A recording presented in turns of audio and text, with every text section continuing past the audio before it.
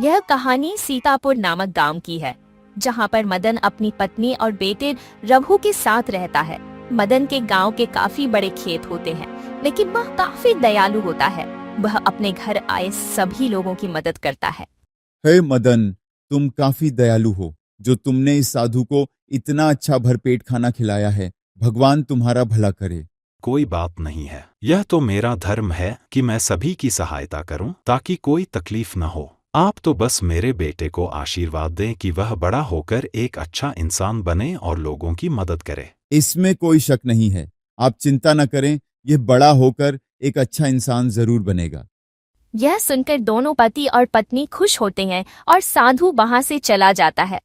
देखा जी, साधु ने क्या कहा, हमारा बेटा जरूर एक अच्छा इंसान बनेगा।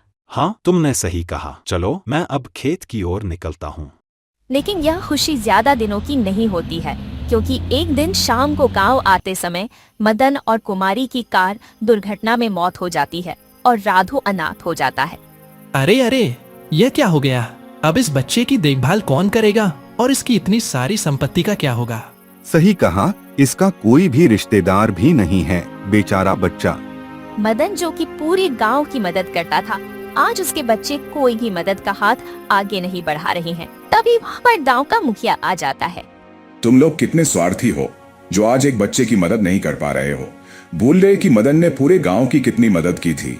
तो क्या मुखिया जी आप रघु को पास रखेंगे? हाँ, मैं रघु को अपने पास रखूंगा और वह जब तक बड़ा नहीं हो जाता है तब तक मैं उसकी सारी संपत्ति की देखभाल करूंगा।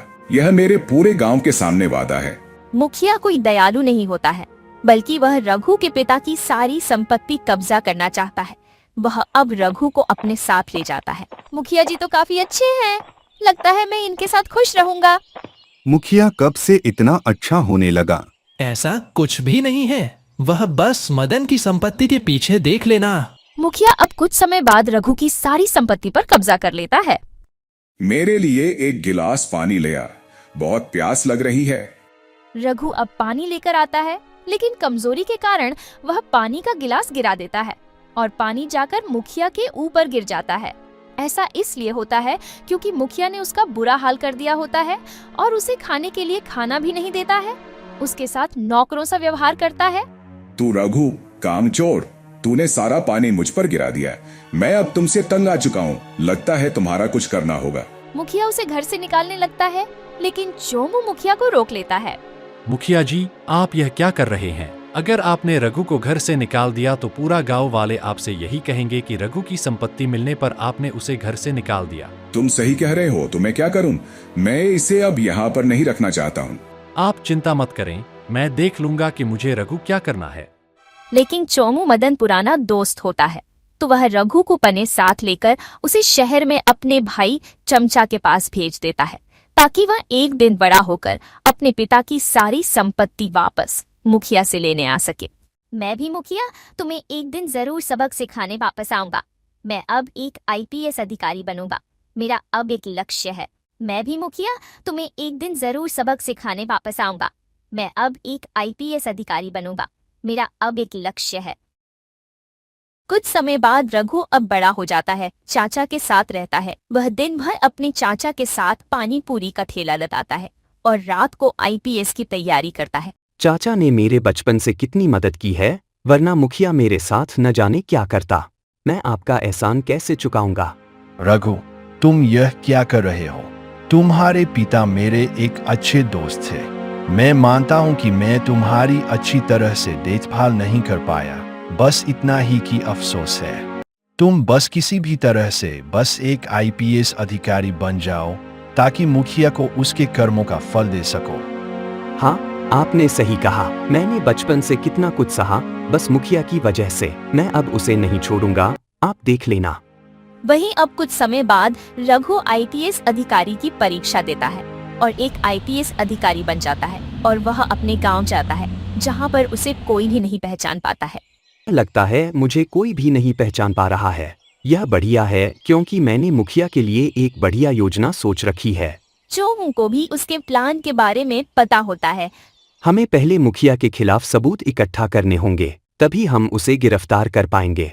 तुमने सही कहा है। मुखिया बहुत चालाक है, तो रघु तुम्हें पहले उसका खास होने का नाटक करना होगा, तभी शायद तुम्हें वह अपने सारे गहरे राज बताए। चोमू, मैंने सुना है कि गांव में कोई आईपीएस अधिकारी आया है, तो क्या तुम उसे हमारे यहाँ आने का निमंत्रण दे सकते हो ताकि मैं उससे अपनी जान पहचान बढ़ा सकूं। मैं अब एक आईपीएस से अपनी पहचान बढ़ाऊंगा और भी ज्यादा गलत काम करने लगूंगा। मैं अब और धनवान होता जाऊंगा।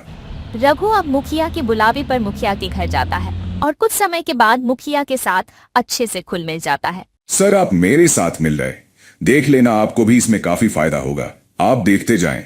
चोमू ने रघु को बता दिया होता है कि मुखिया ने अपने सारे गलत किए काम का लेखा जोखा कहाँ रखा है ताकि वह मुखिया को जेल में डाल सके। सर, आप यहीं रुक जाएं। आज बहुत रात हो चुकी है, कल चले जाएं। यह तो एकदम सही मौका है। मैं आज ही सभी मुखियों के बुरे कामों के दस्तावेज निकाल लूंगा और अब अंततः जेल में डाल दूंगा। और रात होने पर रघु मुखिया के सारे दस्तावेज निकल जाते हैं, लेकिन तभी वहाँ पर मुखिया आ जाता है। तुमको क्या लगा मैं तुम्हें पहचान नहीं पाया हूँ? मुझे पहले से पता है कि तुम रघु हो। मैं बस तुमसे कुछ बुरे काम करवाना चाहता था और तुमने वह कर भी दिए और अब तुम जेल जाओगे। मुखिया की गिरफ्त में चोमू भी होता है और वह अपने सारे गुनाह कबूलने लगता है कि कैसे उसने रघु की सारी जमीन हड़प ली थी। लेकिन तभी जब उसकी बेटी वहां आती है जिसके साथ पुलिस होती है। पिताजी, अब आप नहीं जीत पाएंगे। मैंने आपके कहे सारे गुनाह रिकॉर्ड कर लिए हैं और सारे बुरे कामों के दस्तावेज पुलिस को दे दिए हैं। बेटी, तुमने यह क्यों किया? मैंने तुम्हारा इतना ख्याल रखा। तुम मेरी बेटी हो। हाँ, मैं आपकी बेटी हूँ, लेकिन आपको भी इतने बुरे काम नहीं करने चाहिए थे। और मैं रघु से प्यार करती हूँ, वह आपकी तरह झूठा नहीं है। हाँ मुखिया, यह प्लान हम दोनों ने मिलकर बनाया था और खुद अपनी जानकारी तुम तक पहुंचाई थी ताकि तुम दस्तावेज की जगह बदलो ताकि वह गीता के हाथ लगे और वह पुलिस को सब दे दे और तुम पकड़ाए गए। लेकिन तुम इस बात की चिंता मत करो, मैं गीता का अच्छे से ख्याल रखूंगा। और अब मुखिया अपनी हार मान लेता है। वही रघु का बदला पूरा होता है। चाचा चोमू और चाचा चमचा के कारण यह पूरा हो पाया है और मैं चाहता हूँ कि आप अब मेरे पिता की संपत्ति का ख्याल रखें, क्योंकि मैं अब गीता के साथ शहर जा रहा हूँ और वहाँ पर लोगों की सेवा करूँगा, जो कि मेरे पिता का सपना था। कहानी इसी के साथ समाप्त हो जाती है। कृपया हमारे चैनल को सब्सक्राइब करें और वीडियो को लाइक करें और हाँ, बेल आइकन को दबाएं ताकि आने वाली सभी वीडियो आपको सबसे पहले मिल सके। धन्यवाद।